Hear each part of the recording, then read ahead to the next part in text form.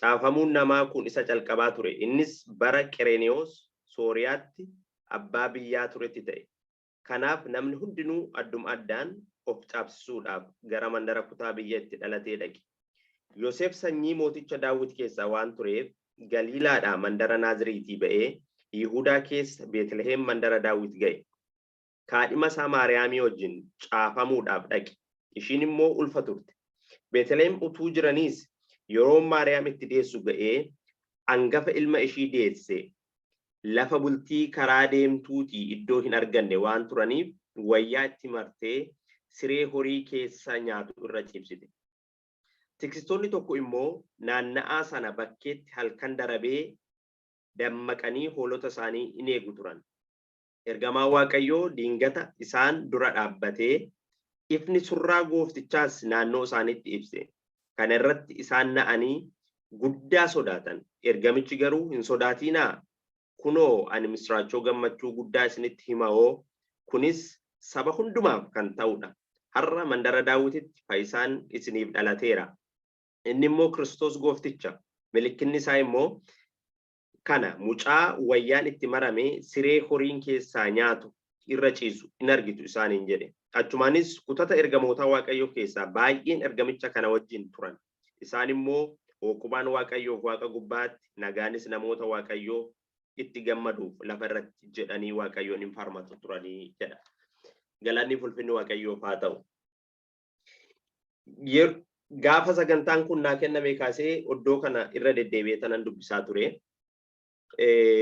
Iddoon kun maal baranna jireenya keenyatti maal irraa baranna? Gooftaan Yesuus Kiristoos dhuguma waggaa 2000 hedduu dura nuuf dhalateera. Guyyaa dhalachuu isaatii kaasee mootummaan Waaqayyoo isa namni ulfina uumame sun qananiidhaaf uumame sun jannata keessatti Waaqayyoo isaa nama uume akka fakkaatti isaatti uume bakka gaarii hojii wajjin kenneef sun cubbuu waan itti galeef karaan beekamne cubbuu waan itti galeef hariiroon namaaf Waaqa gidduu jiru guyyaa sunii kaasee kan addaan citee ture. Sababa isaatti illee lafti illee kan abaarramee ture. Hariiroon Waaqayyoo fi nama gidduu ture cubbuu sababa cubbuutiif addaan citee yeroo dheeraa kan ture. Guyyaa dhaloota Kiristoos kanaan fayyinee mootummaa Waaqayyoo yerootti riistoor ta'e jedhee tanan barachaan ture.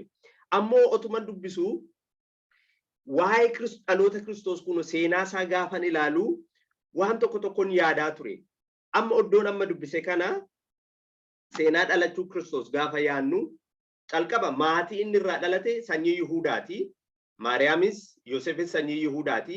Ammoo sanyii warra gurguddootaa warra mootii warra biyya bishaan hin turre warra gurguddoota sooreyyoota hin turre luboota mana Waaqayyoo hin turre warrootuma sanyii Yihuudaa keessaa ta'an malee warruma gadi aanoo warra xixinnayyoo keessaa akka dhalatan macaafni qulqulluun bakka tokko tokkotti hin dubbata. Yoosef illee ogummaa hojii muka soofuutiin akka bulu macaafni qulqulluun hin dubbata jechuudha. Isumayyuu immoo gaafa dhalatu ajajni mootii irraa bahee daandii fagoo deemanii galmaahuudhaaf deemu turan. Ishiin immoo ulfa guutuu turte. Kaadhimni Yoosef Maariyaam qulqullittiin jechuudha. Amma iddoo kanatti akka nama tokkootti namni dhalate kuni Waaqayyoodha. Nama ta'ee dhalate addunyaa guutuu fayyisuudhaaf dhalate addunyaa guutuudhaaf dhalate mootiidha. Waaqummaa qaba. Waan hunda gochuu danda'a. Aboo qaba. Ammoo garuu haalan itti dhalate ilma namaa tokkollee gadidha. Iddoo kamitti dhalate daandii irratti dhalate akkan sila amma dubbisetti macaafni qulqulluun daandii irra deemaa turanii galmaa'uudhaaf deemaa turanii ulfa guutuu turte yeroon ishiin itti deessu gaheettiin ture bakka bultiillee hin arganne ture daandii irra turanii bakka horiin bulutti siree horiin keessaa nyaatu keessatti dhalatee achitti wayyaan itti maramee iddoo sun taa'aa ture jechuudha. Haala gaddeebi'aadhaan dhalate jechuudha. Haala tarii otoo mana isaanii jiraatanii akkuma ilmi namaa tokko dhalatutti illee bakka gaariitti dhalatee siree dhuma namni irra ciisa ture. Haa ta'uti garuu karoora Waaqayyoo ta'ee akeeka Waaqayyoo ta'ee daandii irra otoo deemanii dhalatee bakka horiin irraa nyaaturra ciibsamee jechuudha. Misraachoon immoo himamuu dhufe iddoodhuma kanatti. Ergamoonni Waaqayyoo kutataan waaqayyoof hooqubaa kan dhiyeessan waaqayyoof hooqubaa naa ta'u namaaf immoo nagaa naa ta'u jedhanii eenyutti himan lubootatti himne gurguddootatti himne warra biyya geggeessanitti himne tikstoota horiitti yookaan hoolotaatti warra bushaayee isaanii darabeedhaan kaanii dammaqanii tiksaa turanitti himan jechuudha. Amma iddoo kana walumaa galatti haalli Yesuus itti dhalate gaafa yaannu haala mootii guddaan kun faayisaan addunyaa kan ta'e kun itti dhalatu otoo hin taane haala ilmi namaa tokko itti dhalatu illee gaditti gad of deebisee baay'ee humble ta'ee kan dhalatedha. Kanaaf otoon kana dubbisuu sagalee Waaqayyoo ergaa warra Filiphisiisitti barreeffame boqonnaan 2 lakkoofsa 1 kaasee haga 11tti kan jiru keessa koo guute ture. Isarratti dubbisee tanan mata dureen koo har'a waliif qoonnu irratti dubbachuu waan jaaladhu Waaqayyo duratti gad of deebisi Waaqayyo immoo ol si qaba kan jedhudha. Waaqayyo duratti gad of deebisi Waaqayyo immoo ol si qaba kan jedhu irratti xiqqoo ishii yaada tokko siniif qooduu jaaladha. Ergaa Phaawulos barreesse gara Filiphisiisitti boqonnaa 2 lakkoofsa 6 kaasee amma 11tti nan dubbisa. Maqaa Gooftaa Yesuus Kiristoosiin akkas jedha. Inni bifa waaqayyummaatiin otuma jiru ulfina waaqayyummaa isaa isa abbaa isaa wajjin wal isa qixxeessu wanta qabatanii itti hafanitti hin lakkoofne jedha. Inni ulfina isaa gadi dhiisee akka waan tokkotti hin galle of godhe bifa garbummaa hin fudhate fakkaattii namummaatiin hin dhalate waan hundumaanis nama ta'ee argame. Inni gad of deebise hamma du'aatti hamma fannifamee du'uttiyyuu abboomamaa ta'e. Kanaafis Waaqayyo waan hundumaa irra caalchisee guddaa ol isa qabe. Maqaa isaa maqaa kamirra iyyuu caalu kenneeraaf. Kanaanis warra bantii Waaqaa keessa jiran warra lafa irraa warra lafa jalaa jiranis hundinuu ulfina maqaa Yesuusiif jilbeeffatanii akka sagadan godhe. Arrabni hundinuus ulfina Waaqayyoo Abbaatiif Yesuus Kiristoos gooftaa akka ta'e beeksisuuf jiru jedha. Galanni ulfinni Waaqayyoof haa ta'u. Walumaa galatti iddoo kanatti Phaawulos haala Yesuus Kiristoos itti dhalatee haga du'aasaatti cuunfee baay'ee samaraayiz godhee lafa nuuf kaa'achuudha. Yesuus Kiristoos faayisaa biyya lafaa kanaa ture. Otoo lafti kunis humtuun uumamiin uumaa ture ofuma isaayyuu waaqummaa qaba. Abbaa isaa wajjin wanta isa wal qixxeessu qaba. Garuu namummaa uffatee ulfina namaa isa badee ture. Isa hariiroon namaa fi Waaqayyoo addaan citee ture deebisuuf jedhee cubbuun isa nu jeesee ture deebisee nu fayyisuuf jedhee garbummaa cubbuu jalaa nu baasuuf jedhee gara biyya lafaatti guyyaa har'a itti yaaddannu kanatti gara biyya lafaatti dhufee itti dhalate jechuudha. Haa ta'uti garuu haala inni itti dhalate kaasee haga du'aatti gaafa ilaallu baay'ee bifa gad of deebisaa ta'een baay'ee bifa humble ta'een ulfina isaa waan tokkotti otoo hin lakkaa'in isa kaan ilma namaatiif ulfina isaa dabarsee otoo laatu barsiisaa ta'ee jiru warra ergamoota isaatiif luka gadi jedhee otoo dhiqu haala suniin jireenya isaa hundumaa dabarse jechuudha obboloota koo. Inni gad of haa deebisu malee inni hamma raawwatee haga dhumaatti haa abboomamu malee gaafa dhiphatee gaafa gara du'aatti deemu suniyyuu dafqa dhiigaa coccobsaa abbaa koo yoo fedha kee ta'e xoofoon kun narra haa darbu jedha ture. Garuu jedha fedhi koo otoo hin ta'in fedhi kee haa raawwatu jedheetiin abbaa isaatti iyya ture. Wanta hundayyuu gochuu danda'a, dhiisuu danda'a. Akka foon nama uffatee tokkotti nama guutuu sababii ta'eef hin dhiphata. Sababii isaan nuti beekna dhiphina namaa waan ta'eef. Haa ta'uti garuu suni bakka laanne hanga dhumaatti abboomamaa ture. Hanga dhumaatti gad of deebisaa ture. Obboloota koo nuti kanarraa maal baranna? Kiristoos immoo gama tokkoon nu haa fayyisu malee akka kiristaanaatti nuti Kiristoos hordofna taanaan fakkaattiin keenya rool moodeliin keenya nuti hordofuu qabnu Kiristoos jechuudha. Kiristoos irraa maal baranna?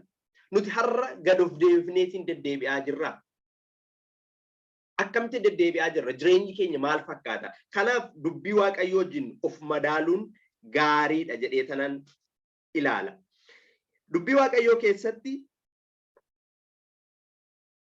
bakka baay'eetti gad of deebisuun akka nurraa barbaachisu cimsanii bakka baay'eetti ni dubbatu. Keessumaa ergamoonni Waaqayyoo kan turan Phexros bakka baay'eetti ni kaa'a, Yaaqoob ni dubbata, Phaawulosis irra deddeebi'ee ni barreessa. Waa'ee God of deebisuu. Isaan keessaa bakkuma nama dubbise Filiphisius boqonnaa 2 lakkoofsa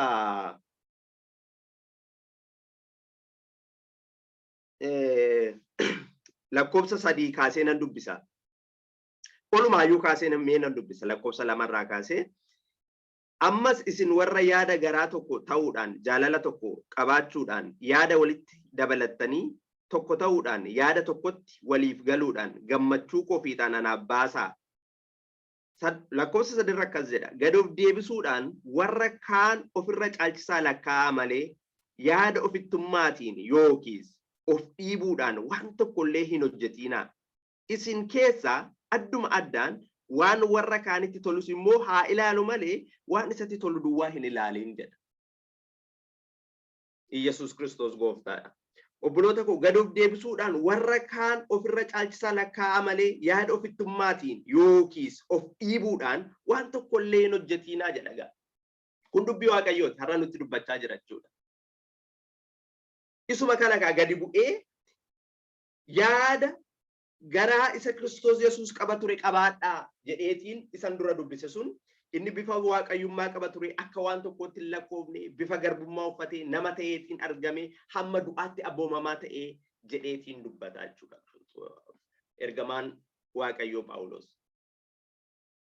Kanaaf obboloota koo har'a maaltu nu keessa jira? Qoccollootu nu keessa jira? Ofittummaan nu keessa jira? Hinaaffaan nu keessa jira? Nuti akkamitti deddeebi'aa jirra akka kiristaanaatti? Akka dubbii Waaqayyootti deddeebi'aa jirra. Fakkaattiin keenya Kiristoosii kan jedhu of madaallee bakkatti dhiisuu qabnu wanta irraa deebi'uu qabnu irraa deebinee gara Kiristoositti deebinee deddeebi'uutu nuuf ta'a. Sababiin isaa Kiristoos hannuuf dhalateef gara mootummaa isaatti nu fiduuf dhuguma waan baay'eetu wanti nu gaddisiisutu jira. Waan baay'ee akka nuti irra darbine kan nu godhutu jira biyya lafaa kana keessa jechuudha. Jireenya keenya irraa kaasee, jireenya hawaasummaa keenya irraa kaasee, jireenya biyya lafaa irraa kaasee, jireenya biyya keenya irraa kaasee karaa adda addaatiin wantoonni akka nuti dhiigoo keenya hin moone, akka nuti miira keenya hin moone kan nu godhan waan hedduutu jira. Ammoo dubbii Waaqayyoo dubbii Waaqayyooti. Nuuf gidduu homtuuyyuu galuu danda'uu hin qabu. Kanaaf akka dubbii Waaqayyootti deddeebi'aa jirraa kan jedhu gad of deebinee gad of deebisuu isa jedhu kana isa Ingiliffisaa humble jedhutti otoo naa fudhattanii gaariidha. Hiika tarii wanni biraatti akkanaaf hin kennine jechuudha. Kanaaf amaloonni gad of deebisanii jiraachuu kiristaanotaa maal of keessaa qaba? Waan baay'ee kaasuun hin danda'ama. Gabaabsee tanan qabxii 5 kaa'uun yaade samaraayiz godhee. Inni calqabaa kiristaana tokkorraa gad of deebinee jiraachuudhaaf maal gochuu qabna kan jedhu laphee dhiifamaa qabaachuudha. Laphee dhiifamaa qabaachuutu nuuf ta'a. Filiphisius boqonnaa 2:5 bakkuma ammaa kanarratti xiyyeeffadhee wanni jedha. Maal jedha? Yaada garaa isa Yesuus qaba ture qabaadhaa jedha. Yaada garaa isa Yesuus qaba ture qabaadhaadha. Yesuus immoo yaada isa kam qaba ture? Gaafa jennee yaadnu isan dura dubbise gaa. Kiristoos otoo waraannamaa ture, otoo itti tufamu, otoo arrafamu waan godhan hin beekan isaaniif dhiisaa jedha ture. Otoo barsiisaa ta'ee jiru gaddeebi'ee barattoota isaatiif duuka buutota isaatiif nama luka dhiqu ture. Warra dhukkubsataan hin gargaara ture, hin fayyisa ture. Warra rakkatan immoo hin gargaara ture. Namaaf oo'a ture. Gaafa namoonni sun beela'an isaaniif oo'e. Waan nyaattan fidaaf jennaan otoo waan meeqayyuu finne jara kana gaha haa galanii dafii gadhiisi jechaanii turan ergamoonni isaa. Inni garuu waanuma qabdan fidaa jedhee isa eebbisee kennaafii ture. Namaaf oo'a ture. Garaa namaaf laafa ture. Waa'ee ulfina isaa hin yaadu ture. Gaafa arrafamutti waan biraa hin dubbatu ture. Gad of deebiseetiin ilma namaatiif bakka kenna ture. Lapheen dhiifamaa kana laphee Kiristoos qabaachuu jechuudha. Waliif dhiisuu jechuudha. Miidhama keenya qofa laaluu miti. Wanta warra biraatiif ta'us laaluudha. Obsaan bira darbuudha jechuudha. Iddoo kanatti Efesoon 4:31 haga 32 otoon dubbisee nan jaaladhaa dafeen dubbisaa. Ergaa warra Efesoonitti barraa'e boqonnaa 4 lakkoofsa 31 haga 32tti.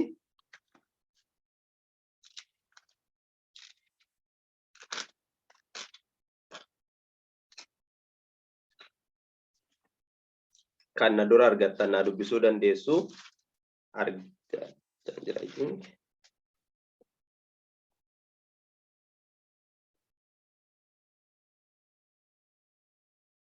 akkasedha. Hadhaa'ummaadhaan dheekkamsi, aariin, waci, maqaa wal balleessuun hamminni hundinuu isinirraa fagaatu. Walitti kan toltan garaas kan waliif laaftan ta'a. Akkuma Waaqayyo karaa Kiristoos cubbuu keessan isiniif dhiise, isinis akkasuma waliif dhiisaa jedha. Keessuma 31 irratti faallaa gad of deebisu kan ta'e yoo kun nurraa argame sirrii akka hin taane jechuudha. Hadhaa'ummaan, dheekkamsi, aariin, waci, maqaa wal balleessuun hamminni hundinuu isinirraa fagaatuudha. Walitti kan toltan garaas kan waliif laaftan ta'a. Akkuma Waaqayyo karaa Kiristoos cubbuu keessan isiniif dhiise, isinis akkasuma waliif dhiisaa jedha jechuudha. Yesuus Kiristoos nu gargaaru obboloota koo. Kanaaf jireenyi keenya maal fakkaata nuti har'a? Dhuguma laphee dhiifamaa qabna. Laphee garaa Kiristoos qabaachaa ture sun qabaannee jirraa, waliif dhiifnaa, waliif obsinaa, wal dandeenyaa kan jedhu ilaaluutuun keessa keenyas madaaluun, jireenya keenya madaaluun baay'ee barbaachisaadha jechuudha. Yesuus Kiristoos gooftaadha. Inni lammaffaa obsaan danda'uudha. Obsuudha. Obsuun baay'ee murteessaadha gad of deebisuu keessatti. Al tokko tarii waan balleessinee dhiibbaan nurra ga'e tokkoof inni obsina. Bakka kun balleessaadhuma kooti, nan obsaa, nan danda'a, keessan darbaa jenna. Al tokko garuu otuma nuti hin balleessin, otuma nuti gaarii godhu, otuma nuti waan sirrii hojjennu karaa adda addaatiin dhiibbaan adda addaallee nurra ga'uu danda'a. Sunillee akka obsinu wangeelli Waaqayyo nutti dubbata.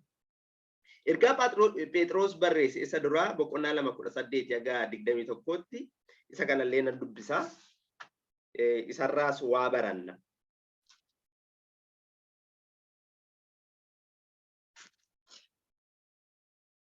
Isa duraa boqonnaa 2 lakkoofsa 18 amma 21tti kan jiru. Isin warri garbummaa jala jirtan gooftota keessaniif ulfina kennuudhaan ajaja isaanii jala bulaa. Kanas warra babba'eeyyii fi garraamotaaf duwwaa utuu hin ta'in warra gaggadheefis immoo akkasuma godhaa. Namni Waaqayyoon yaadachaa miidhama sababii malee isa irra ga'u yoo baate ayyaanan argataa jedha. Balleessaa keessaniif isa rukutamtan yommuu obsitanii galata maalii qabdu? Garuu gaarii gochuu keessaniif isa dhiphattan yommuu obsitan Waaqayyo biraa ayyaanan argattu. Isin kana gochuudhaaf waamamtaniittu. Kiristoos immoo isiniif dhiphatee faana isaa duuka akka buutaniif fakkeenya isiniif kenneeraa jedha. Oddoo kanatti gaa wanta gaarii nuti gochuu qabnu warroota gaarii nu godhan qofa otoo hin taane warra gaggadheefis akkasuma gaarii godha. Akkuma warra gaggaariidhaaf, warra isinitti dhiyaataniif, michoota keessaniif, firoota keessaniif gootan warra gaggadheedhaafis akkasuma godhaa jedha. Kanarraa baranna. Kan biraa tarii balleessaa keenyaaf qofa otoo hin ta'in otuma hin balleessin iyyuu isa miidhamnu, otuma hin balleessin iyyuu dhiibbaan nurra gahuuf akka obsinu, gaafa obsinu immoo ayyaana Waaqayyoo akka argannu dubbii Waaqayyoo nutti dubbata jechuudha. Isuma kana keessaa immoo Kiristoos kana ni godhee akka isin immoo faana isaa buutan, akka isin rool moodelii godhatan, akka isin isa fakkaattii godhattanii kana isiniif godheera jedhee ittiin dubbata jechuudha. Kanaaf obboloota koo har'a nuti jireenya keenya keessatti karaa adda addaatiin mana keenyarraa, maatii keenyarraa calqabnee ofirraa kaasee gaafa of ilaallu dhuguma hin obsinaa, wal dandeenyaa, abbaan manaa haadha manaa, haati manaan abbaa manaa, ijoolleen maatii, maatiin immoo ijoollee isaanii, maatiin ijoollee, ijoolleen maatii, akkasumas olloota keenya bakka warroota wajjin hojjennu waldaa kiristaanaa keessatti akka sabaatti hawaasa keessa jiraannu keessatti maal fakkaata jireenyi keenya? Waliif obsinaa. Rakkina bakka hojjennutti isaa ta'u bakka adda addaatti dhiibbaa karaa adda addaatiin nurra ga'uuf obsinaa moo riveenjiidhaaf fiigna. Waaqayyo nu gargaaru. Jireenyi biyya lafaa baay'ee ulfaataadha, baay'ee rakkisaadha. Ammoo obsuun baay'ee nu barbaachisa. Ammoo ciniinnannee fiiguun baay'ee nu barbaachisa. Sababiin isaa oddoon kun oddoo keenya miti. Oddoo kanaaf hin uumamne nuti. Dhugaadha biyya lafaa keessa jiraanna. Haa ta'uti garuu galmi keenya mootummaa Waaqayyooti. Galmi keenya Kiristoos wajjin jiraachuudha. Galanni fi ulfinni Waaqayyoof haa ta'u. Kanaaf obboloota koo biyya lafaa kana keessa hamma jiraannutti dhiibbaan gurguddaan jira. Ammoo faana Kiristoos duuka buunee Waaqayyo jiyyoo obsine Waaqayyos immoo nu gargaara. Ayyaana isaas nuuf kenna. Isa dandeettii ittiin obsinullee Waaqayyo nuuf kenna. Ammoo nuti garaa keenya kenninee Waaqayyo fuulduratti nama fuulduratti illee gad of deebisuu haa shaakallu. Hojiidhaanis haa agarsiifnu siniin jedha. Galanni fi ulfinni Waaqayyoof haa ta'u. Inni sadaffaan obboloota tajaajiluudhaaf of kennuudha. Wangeela Maatiyos boqonnaa 23:11 irraa isin keessaa inni caalaan hojjetaa keessan haa ta'udha. Baay'ee gabaabsee kanan Kiristoos dubbata. Isin keessaa inni caalaan hojjetaa keessan haa ta'u jedha. Nuti akkamitti deddeebinaarra teessoo gurguddaa barbaanna moo obboloota keenya tajaajilu, mana keessatti wal tajaajilu, abbaan mana haadha manaa tajaajilaa, haati mana abbaa manaa ishii tajaajilti, ijoolleen abbootaaf abboomamu waanuma arginu jechuudha. Nuti akkamitti jiraanna? Ani akkamittan jiraadha? Ani Taamiraat. Waaqayyo nu gargaaru obboloota koo. Yeroo tokko dhuga ba'umsa tokko dhaga'ee tanan ture. Maal jedha namni kuni konfiraansii wayii workshooppii wayiituun qophaa'a tajaajiltootaaf jechuudha. Tajaajiltooti biyya adda addaati iddoo tokkotti dhaqanii Keeniyaa natti fakkaata. Iddoo sunitti erga walitti qabamanii booddee namni biyya keenyaa tokko fi akka ruummeetiitti iddoo tokko namni tokko isa tokko simata jechuudha. Gabaabseetuma dubbadhaa garuu riyaaliitiidha wanni isaa waan na jalaa badeen. Achii booddee namni tokko gaafa isa tokko simatu gaafa inni dhufu tajaajilaadha. Lamaan isaanii tajaajilaadha biyya adda addaatii dhufanii. Inni tokko isa tokko gaafa simatu baay'ee dhaqee hambil ta'ee gad of deebisee kophee isaa irraa hiikee luka dhiqee fi baay'ee keessummeessee haala ajaa'ibsiisaadhaan keessummeessee guyyaa sun bulanii borumsiisaa sun gara workshooppii isaanii ni deemu.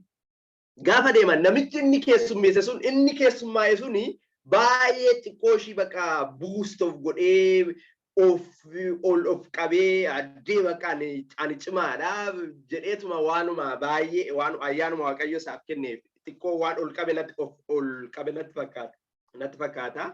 Isa booddee bakka workshooppii isaanii gaafa deemanii namichi isa keessummeessaa ture suni workshooppii sun hunda kan qopheessee fi nama baay'ee cimaa namoonni hundiyyuu jedha gaafa sun waawwa namicha sunii galateeffachaa turanidha. Nan qaana'edha namichi sun.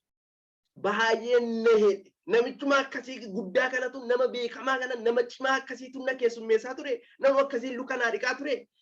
Jedhee tanan qaana'edha. Achi booda gaafa galanii inni immoo bakka baay'een qaana'ee kaleessa baay'ee keessummeessee isa booddee gaafa deebi'ee isa tajaajiluudhaaf sarvi gochuudhaaf itti feeku afurri qulqulluu dhiisnaan jedhe. Dugda baasuudhaaf deemtaati naan jedhe. Nan dhiise jedha namni sun. Hambiloof godhee otoo hin taane bakka waa'een seenaa sasabii dhaga'ee fi baay'ee ofitti gaddee ofitti qaana'ee deebi'ee dugda baasuuf jechuudhaaf tajaajiluu barbaade jechuudha. Akkasitti ta'uu hin qabu jechuudha. Maaltu nuuf ta'a? Yeroo hundayyuu keessa keenyaan gad of deebinee bakka barbaanne yoo haa jiraannu wanti nuuf ofii keenyaaf godhanne hin jiru. Waan hundayyuu Waaqayyotu nuuf godhe.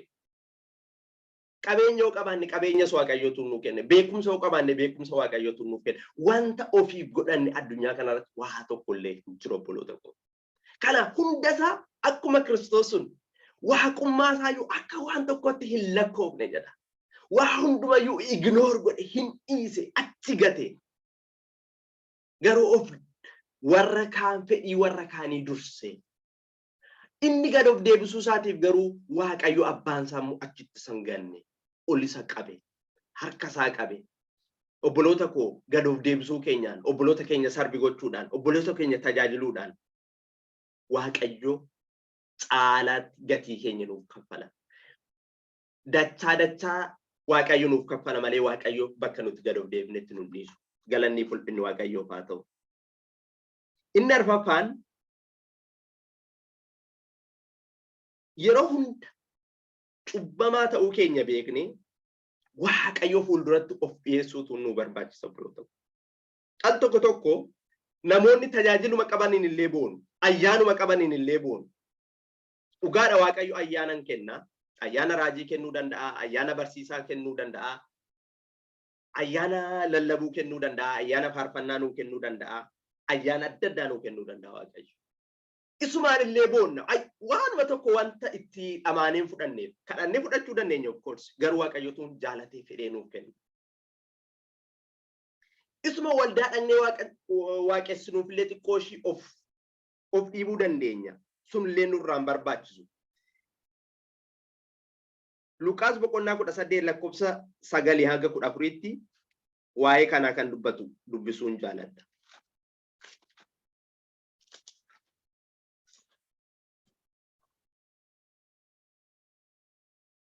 Akkas jedha. Yesuus namoota warra ofii qajeelummaatti jiraanna jedhanii of amanatanii warra kaan hundumaa immoo tuffatanitti fakkeenya kana dubbatedha. Jarreen lama kadhachuudhaaf mana qulqullummaatti ol galan. Isaan Faarisicha tokkoo fi namicha qaraxa tokko turan. Faarisichi fuula dura dhaabbatee garaa isaa keessattidha.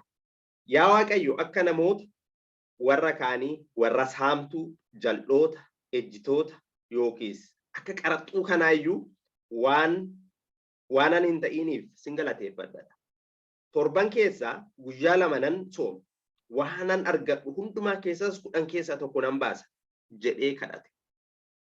Inni qaraxa fuudhu sun garuu achi fagaatee dhaabbatee ija isaan illee gara Waaqaatti ol hin ilaalle. Qoma isaa rukutachaa yaa Waaqayyo ana nama cubbamaatti araarami in jedha ture malee. Egaa isa Faarisicha sana irraa namichi qaraxa fuudhu kun Waaqayyo duratti qajeelaa ta'ee gara mana isaatti akka deebi'e isinittan hima. Kan oluuf qabu hundinuu gad hin deebifama. Kan gad of deebisu immoo ol hin qabama jedha. Yesus Kristos gooftaadha. Tarii Waaqayyoon nu gargaaree gargaarsa isaatiin ayyaana isaatiin mana keenyattis waldaa kiristaanaa keessattis kadhachuu dandeenya. Kurnaffaa keenya kaffaluu dandeenya. Ayyaana Waaqayyoo qabaachuu dandeenya. Ammoo Waaqayyo suma nu gargaare kanatti warri kaan immoo dhugaadha biyya lafaa keessatti cubbuu adda addaatu jira. Waaqayyoon hin beekanii, Waaqayyoon arrabsuu danda'u, Waaqayyoon tuffachuu danda'u, akka hin taane dubbachuu danda'u. Isaan illee ilaallee akka isaa waan nan gooneef jechuun nuuf hin ta'u jechuudha obboloota koo. Yeroo hunda gad of deebisuutu nuuf ta'a. Yeroo hundumayyuu warra kaan irra waan tokko akka hin caallee of lakkaa'utu nuuf ta'a. Sababiin isaa dhuguma immoo hin caallu. Dhugaan isaas riyaalitii isaas immoo kana hunda keenyayyuu Waaqayyotu nu uume. Hunduma keenyayyuu Waaqayyo al tokkotti aduu nu baasa. Hundumti keenyayyuu addunyaa kanarra yeroodhaaf jiraannaa yeroo fedha Waaqayyootti immoo addunyaa kanarra godaanuuf jirra. Tokkorra wanta caalluuf hin jiru. Biyya keenya addunyaa kana kan balleessu garuu dhiigoo akkasiiti.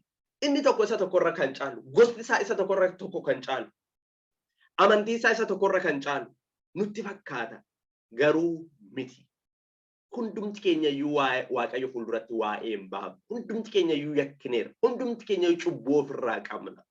Egaa nuti akka kiristaanaatti yeroo hundumaa jireenya keenya keessatti akka Waaqayyo ayyaana isaa nu baay'ise, akka Waaqayyo nu gargaare yaaddannee Waaqayyoon galateeffachuu, qalbii keenya diddiirrachuu tunnuuf ta'a jechuudha obboloota koo.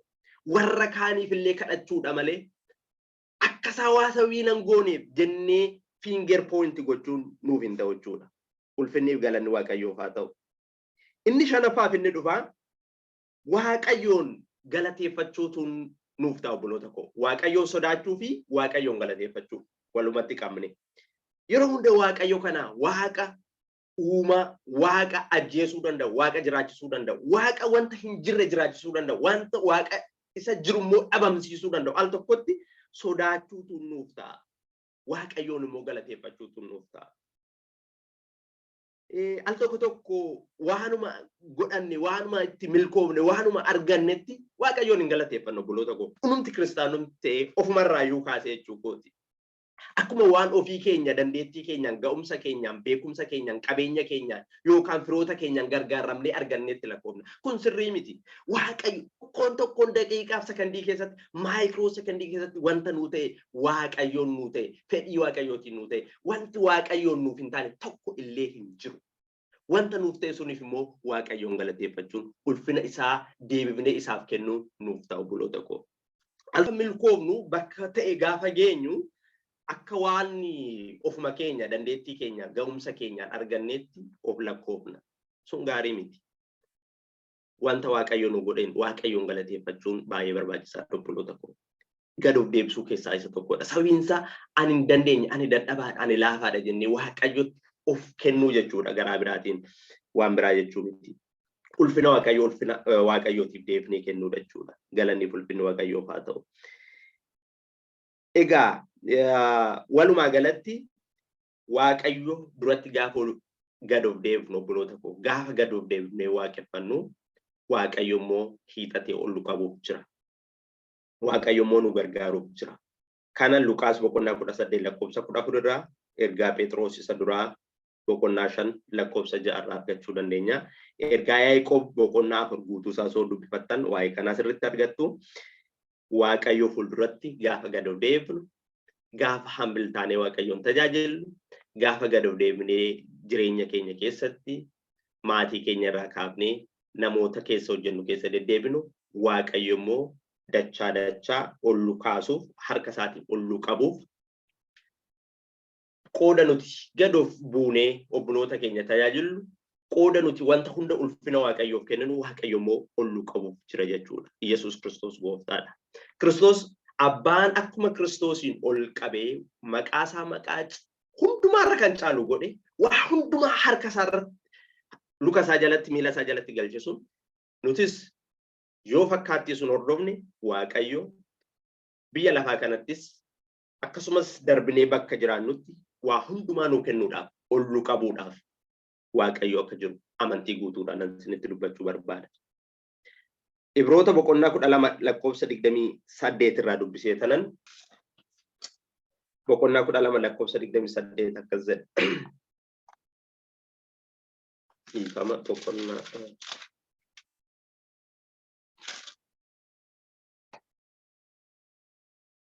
akkas jedha. Egaa nuyi mootummaa raafamuu hin dandeenye waan fudhannuuf koottaa warra galata galchaniin taana.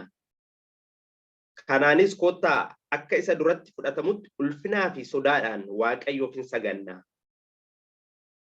Waaqayyo keenya ibidda xab godhudha jedha Yesuus Kiristoos gooftaadha. Obboloota koo waaqayyo keenya waaqa guddaa, waaqa sodaatamaadha. Waaqa abiddaan deebisuu danda'udha. Waaqa waan hundumaa gochuu danda'udha. Isa kanaaf ulfina kennuun sodaachuun nuuf mala. Gad of deebinee of deebifnee deddeebi'uun nuuf mala.